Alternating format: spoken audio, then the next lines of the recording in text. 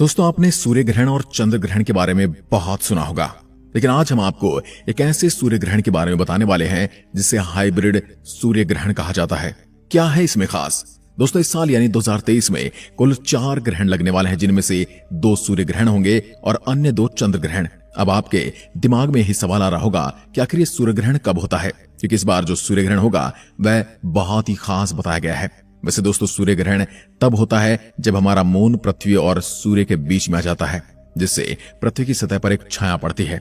जहां एक तरफ विज्ञान में सूर्य ग्रहण को एक खगोलीय घटना बताया गया है, तो वहीं पौराणिक मान्यताओं के अनुसार ग्रहण के लिए राहु केतु को जिम्मेदार बताया गया है। राहु केतु की चंद्र और सूर्यदेव से दुश्मनी के चलते ही समय समय पर राहु केतु चंद्र और सूर्य को ग्रसित करते हैं और तभी सूर्य और चंद्र ग्रहण लगता है।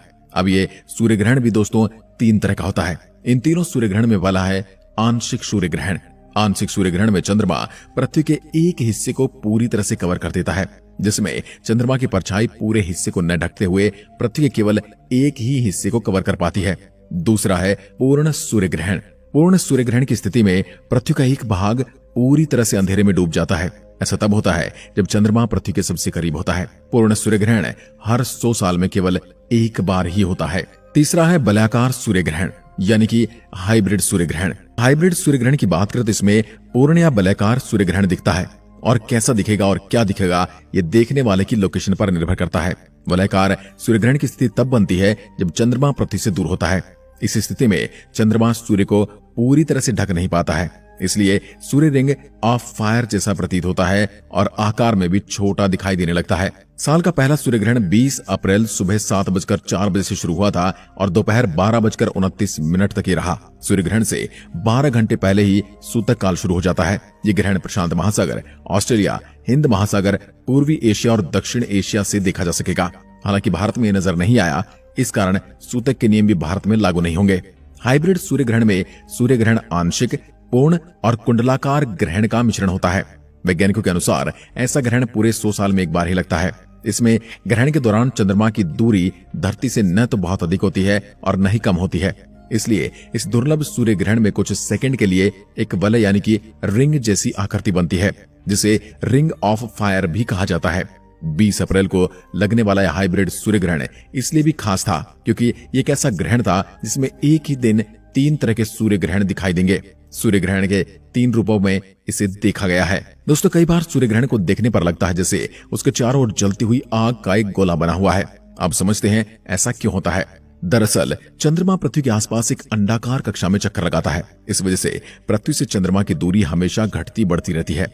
अब चंद्रमा पृथ्वी से सबसे ज्यादा दूर होता है, उसे एपोजी कहते हैं, और अब सबसे नजदीक होता है उसे पेरिजी कहते हैं। जब सूर्य ग्रहण के वक्त चंद्रमा एपोजी की वजह से चंद्रमा का आकार सामान्य के मुकाबले कुछ छोटा दिखाई देता है, तब अपने इस छोटे आकार की वजह से चंद्रमा सूर्य को पूरी तरह से ढक नहीं पाता है और चंद्रमा की सतह के किनारे से कुछ रोशनी धरती पर आती रहती है।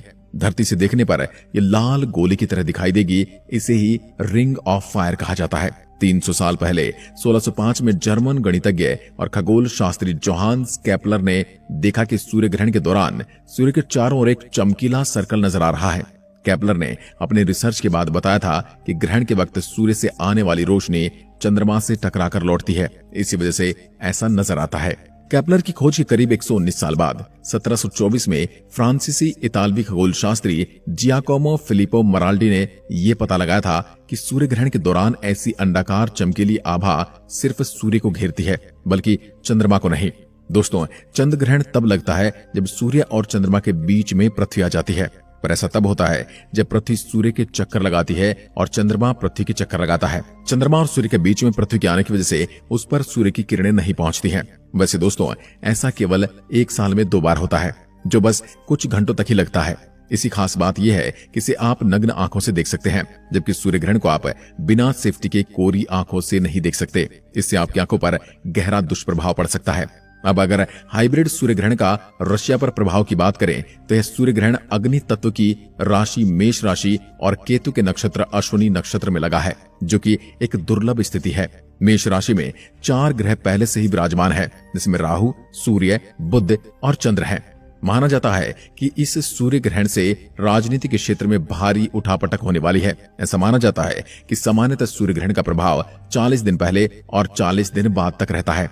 चाहे ग्रहण का कोई आध्यात्मिक महत्व हो अथवा न हो, किंतु दुनिया भर के वैज्ञानिकों के लिए यह अवसर किसी उत्सव से कम नहीं होता, क्योंकि ग्रहण ही वह समय होता है जब ब्रह्मांड में कई तरह की अद्भुत घटनाएं होती हैं, जिससे कि वैज्ञानिकों को नए नए तथ्यों पर कार्य करने के अवसर मिलते हैं।